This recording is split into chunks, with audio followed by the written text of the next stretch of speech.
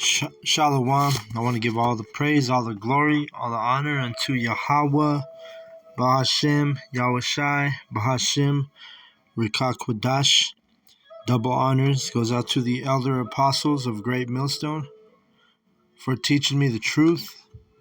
Also want to acknowledge all the Akyam who are pushing the truth with sincerity throughout the four corners of the earth. Alright. I'm going to be in Luke 19 and I'm going to start at 11. It says, "And as they heard these things, he added and spake a parable, because he was nigh to Jerusalem, and because they thought that the kingdom of the Most High should immediately appear. He said, therefore, a certain nobleman," this is Yahawahshi talking in the red letter, "a certain nobleman went into a far country to receive for himself a kingdom and to return." So he's the parable he's talking about is himself when he leaves, and like it tells you in John 14 that he goes to prepare a place for us. So that's what it's talking about. A certain nobleman went to a far country to receive for himself a kingdom and to return. Right? Let's get the precept in John 14.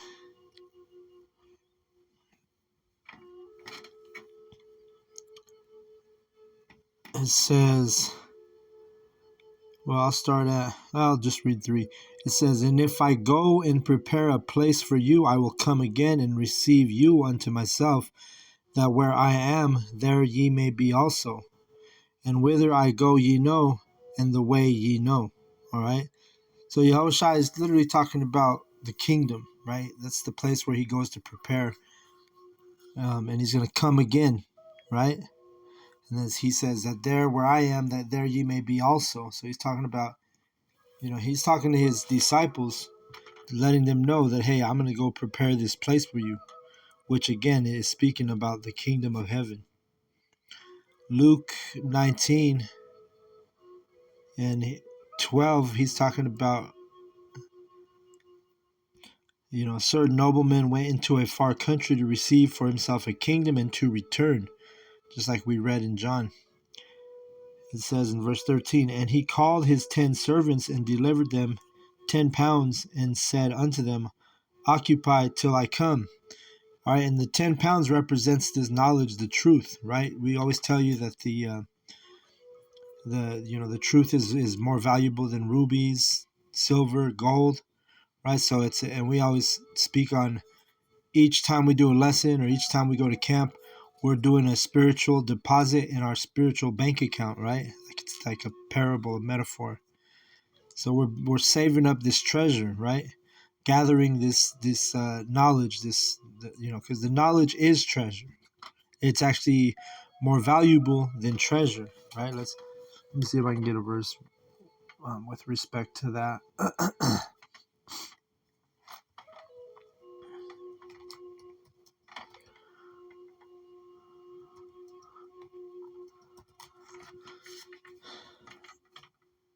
Let's see.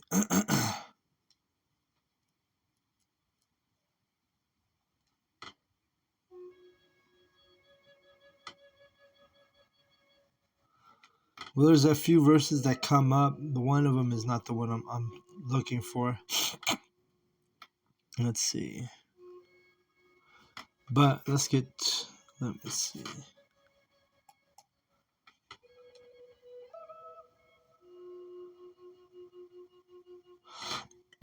Slakia.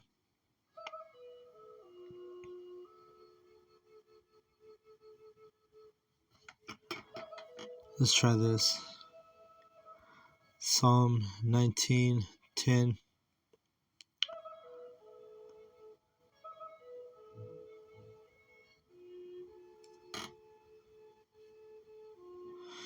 I'll read start at 8.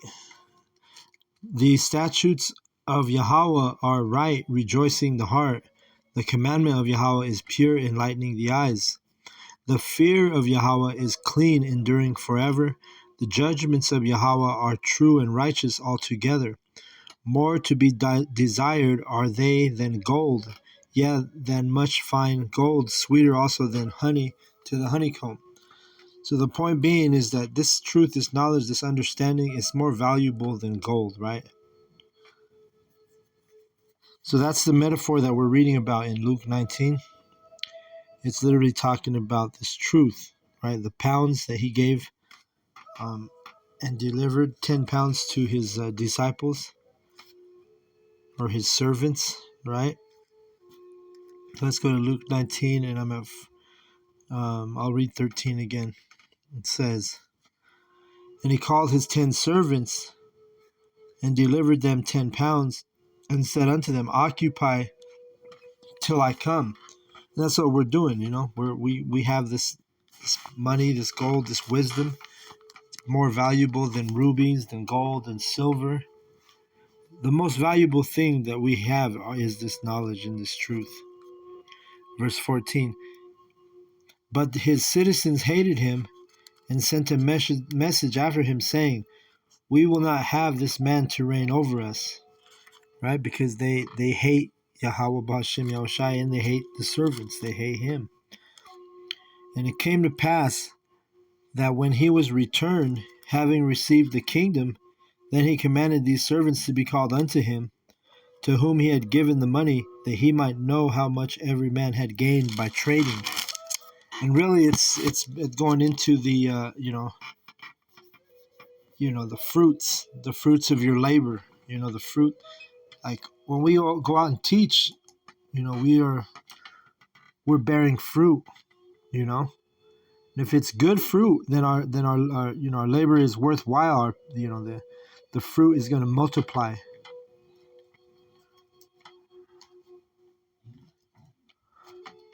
Let's see what we got here.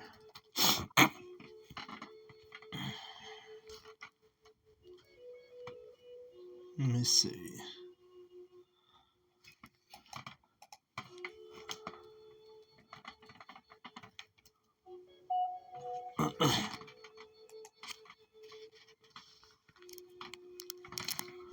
Let's go to Psalm 128 and 1. It says, "A song of degrees. Blessed is everyone that feareth Yahweh, that walketh in his ways. For thou shalt eat the labor of thine hands. Happy shalt thou be, and it shall be well with thee." All right. So going into the fruit of our labor, okay? We're producing good fruit if we're teaching the correct, sound doctrine, and getting an increase, meaning you have people who hear the knowledge, hear the truth, and they come into the fold of Yahweh Bashem Yahushai. That's how you multiply your fruit. That's how you multiply. You gain. Your, in this case, it's the pounds, right? So let's get back to Luke 19 and 16. It says, "Then came the first, saying, Yahushai, thy pound hath gained 10 pounds. And he said unto him, Well, thou good servant, because thou hast been faithful in a very little, have thou authority over 10 cities. So this servant, and this is part of the blessing. This is a parable to the blessings that we're going to inherit. We're going to rule over cities, countries, people, right? This servant, he said he made it back tenfold, right? He had 1 pound and he gained 10 pounds. So he increased the fruit of his labor. I mean, he went out and did the work. He taught sound doctrine. So Yahushua says, you know what? You did a good job. You're a faithful servant. You're going to have authority over 10 cities. So this is what part of the blessings that we're going to come into, so long as we, bear good fruit and do the work. That's what he's talking about. All right, verse 18.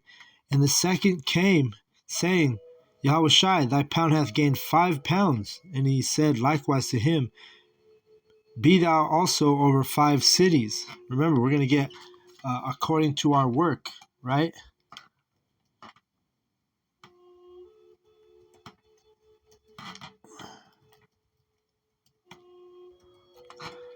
We're going to get rewarded.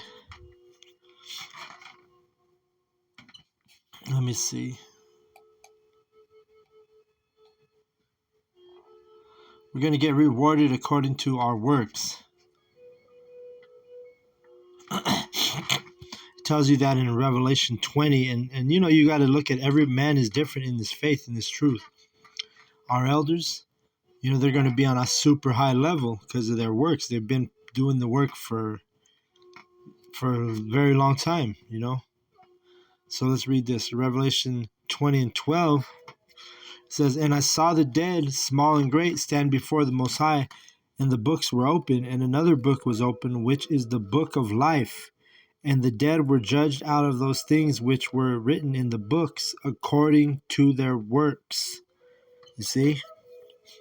Verse 13, "And the sea gave up the dead which were in it, and the dead and the death and hell delivered up the dead which were in them, and they were judged every man according to their works." So you see, it's according to your works. That's what your blessing is going to be. We're not all, you know, just like in this wicked kingdom, wicked society, everybody is not on the same playing field when it comes to their wealth, when it comes to their blessings, when it comes to their material things, right? Well, it's the same thing in the kingdom. Everyone's going to have, including the elect, you're going to have different levels of blessings, of wealth, of fruit, the fruit of your labor, you see? So we're at Luke 19, and like right now, I'm doing a spiritual deposit in my bank account by doing this lesson.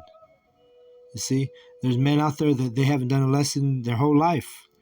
Do you think that I'm gonna have the same fruit of my labor as the person who's not even working?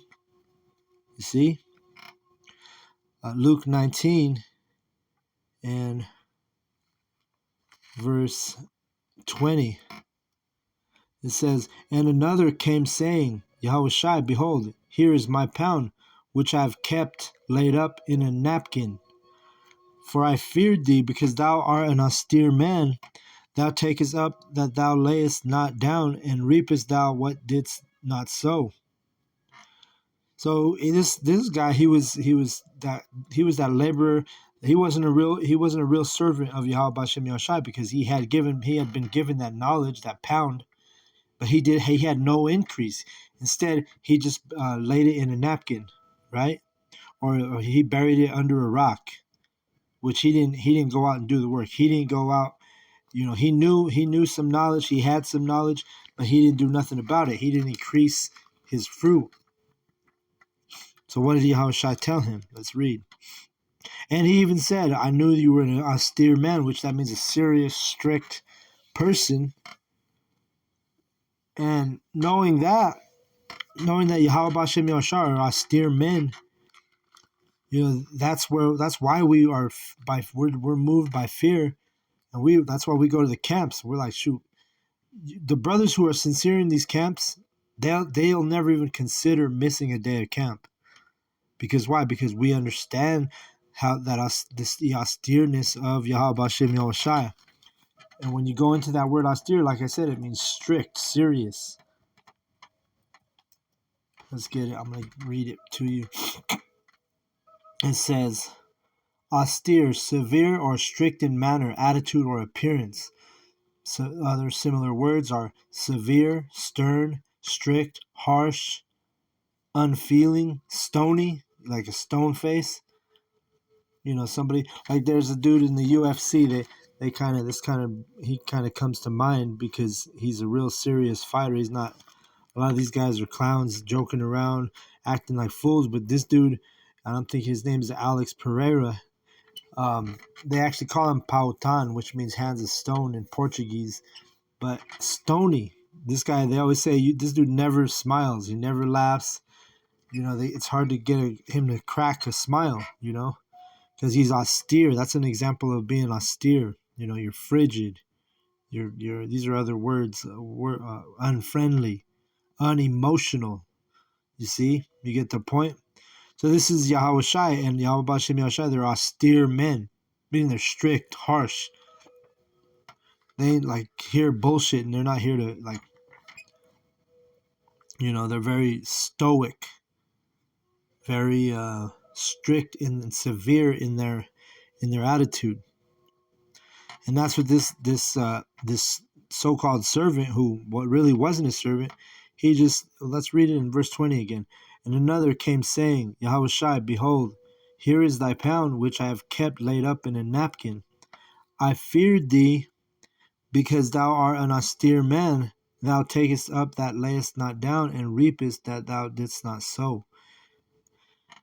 And he saith unto him, out of thine own mouth will I judge thee, thou wicked servant. Thou knewest that I was an austere man, taking up that I laid not down, and reaping that I did not sow.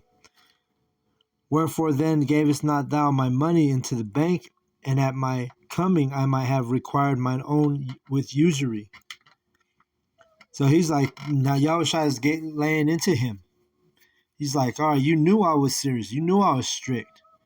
And you still chose not to do the work. You still chose not to basically, feed the flock, right?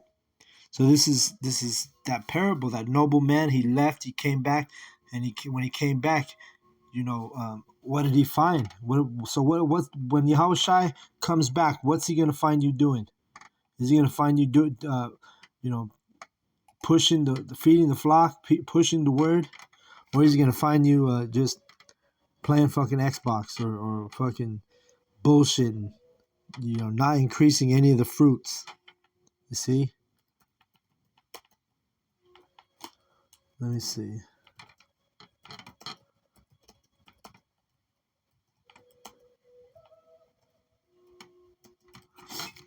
Oh shit.